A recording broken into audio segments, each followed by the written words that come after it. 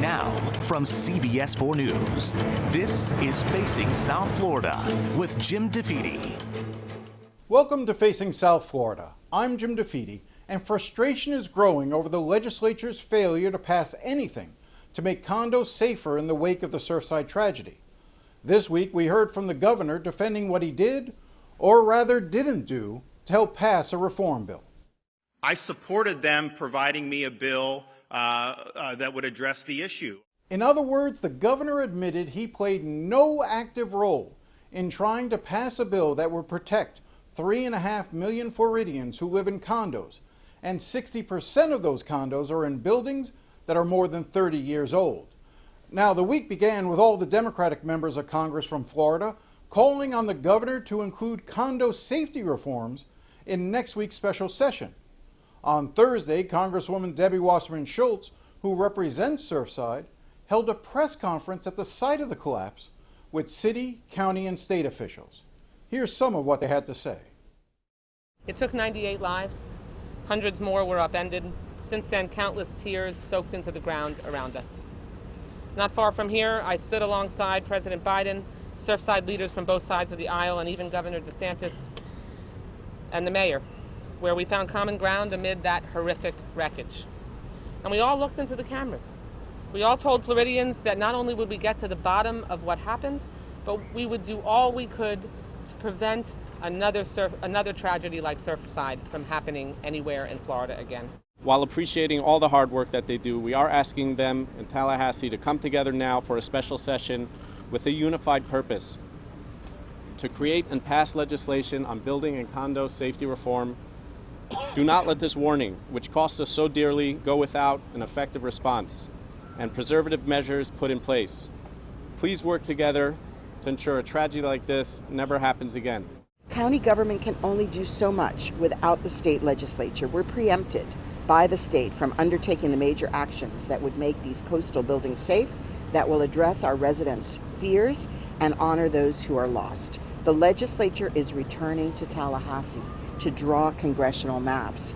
Certainly, they can use this moment to address this issue that so many residents, and above all, the families of the 98 victims and the hundreds of survivors and families affected by this collapse are calling for. Indeed, people all across the state are calling for this action. After a legislative session that put partisanship over kitchen table issues, I am still trying to wrap my mind around the fact that my colleagues did not pass anything designed to address the problems revealed by the horrific collapse of these towers that we stand next to right now. It should alarm all the Floridians who are watching this that the state law currently sets no standards for high-rise inspections, and under current law, condo boards that discover serious problems are also under no obligation to inform local authorities or unit owners.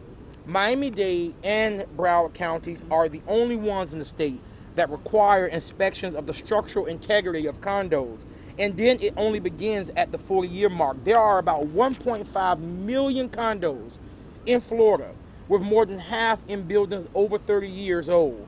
Their residents deserve to be safe. In fact, State House and Senate lawmakers moved legislation in Tallahassee that touched on crucial condo reserve and inspections issues. But sadly, they failed to find that common ground. And it seems they may have given up. And that's what we need today. We need common ground. I was deeply troubled by what state lawmakers focused on in terms of their energy during the regular session. Frankly, a lot of it was personal, hurtful, and harmful. But I want to put aside, like we did almost a year ago, those deep divisions for today and focus on the common goal of avoiding another Surfside tragedy. My Democratic congressional colleagues and I just wrote to Governor DeSantis urging that he and state lawmakers use next week's special legislative session to finish the job and pass condo reform that would honor all of those that we lost here by ensuring that no more Floridians face the same fate. We know if there is a will to do it, something can be done. And on this issue, they had momentum. Governor DeSantis needs to lead. He needs to get involved in getting this critical issue across the finish line.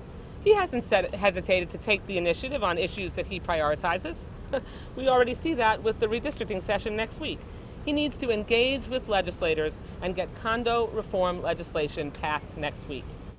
Martin Langsfeld, whose sister Nicole and her husband Louis died in the collapse, spoke next. This should not be a political issue on whether you are a Republican or a Democrat. We should not be talking about 98 lives. We are talking about innocent, hardworking, beautiful, loving people who died in a place they called home. Behind me, in this deep, dark, open graveyard, there were innocent voters from all parties and beliefs. Both Republicans and Democrats were killed in a place they called home. This could all be prevented. So many lives could be saved if we just do the right thing. If the House and the Senate work together to find a solution that makes us Floridians feel safe in our own homes. We need your help, Governor DeSantis, before it's too late. I'm not saying this to bash on you, Governor DeSantis. I'm saying this because I truly believe you have the power to make things right. And I believe you, from the bottom of your heart, know that by simply changing legislation, you can help change lives and save lives. Governor DeSantis, please do the right thing. In an interview earlier this month, Langsfeld told me he had tried repeatedly during the legislative session to meet with Governor DeSantis, but the governor remained unavailable. Many families have requested to meet with him, and he acts like we do not exist. It seems he doesn't care if another building collapses. I've gone to knock his door in Tallahassee multiple times. Change needs to be made. He can make the change, and he doesn't want to listen. On Tuesday, I asked the governor about Langsfeld's assertion he tried to meet with him. Martin Langsfeld, whose sister died in the crash, said that he tried to meet with you and other families tried to meet with you during the session to get your support. Yeah, but on I've the bill. met with him several times. I've met with a lot of the families multiple times. I never in any way indicated opposition to anything that was going on. On Thursday, Langsfeld described DeSantis' words as painful. 3 weeks after all the media left and everything left, I have not had contact with the governor again. I've contacted his team, but I have never had another meeting with Governor DeSantis again. When you heard him say he's talked to you several times and the families numerous times, what was your reaction? How did that make you feel? It's painful. No one here is really trying to start an argument with anyone. We're just trying to do the right thing and trying to prevent tragedies like this occurring again. So there's nothing wrong with meeting us again, and if speaking through the cameras is the only way we can speak to the governor, then that's okay, as long as we can make a difference together. After Thursday's press conference, I spoke to Congresswoman Debbie Wasserman Schultz. It seemed like you were emotional being back here at the site. Yeah, this is something that just gets me, to my core.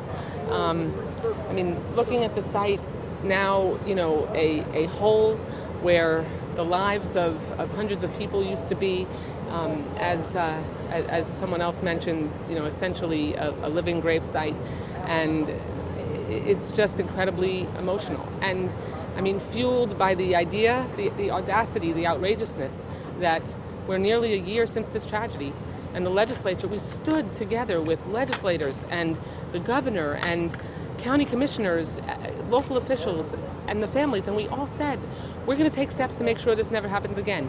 The federal government, we're doing everything we can that is constitutional to help the families. The governor, he needs to act. He needs to bring the parties together, put this issue on the call of the legislative session, and make sure they finish the job. What he has said is that if they present him something, he's happy to sign it. Oh, come on. This is a governor that has no hesitation to put something at the top of the legislative agenda when it's a priority of his. He's the one in an unprecedented way that is forcing the legislature to pass a congressional map in redistricting because, he wanted it to his liking. He pushed the Don't Say Gay legislation. He pushed the Stop Woke Act. He didn't wait for legislators to just send him something. He proposed the idea. He proposed that map, and he said, "You do this." And so, where's the leadership and the prioritization of making sure that we never have another Champlain Towers South tragedy again? We've had 2 other condominium complexes evacuated since Surfside that that were evacuated because they were structurally too unsound to be inhabited.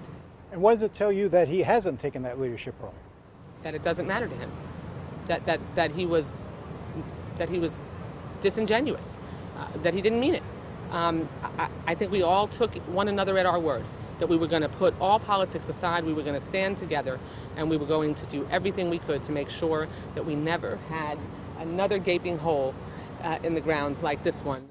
And even after the interview ended, the frustration was obvious as she seemed genuinely surprised they did nothing in Tallahassee. Just get it done. Right. You know, I mean, we all have to do our part. That's the bottom line. And I mean, look, I don't constantly hold press conferences and send letters telling the legislature and the governor, you know, what they should do. But, I mean, people's lives are at stake here. It's not unfathomable that more people could die this way. Why are they waiting? It's a question a lot of people have. When we come back, we talk about next week's special session and Governor DeSantis' push to redraw congressional maps in Florida that could tilt the balance of power in Congress. Stay with us.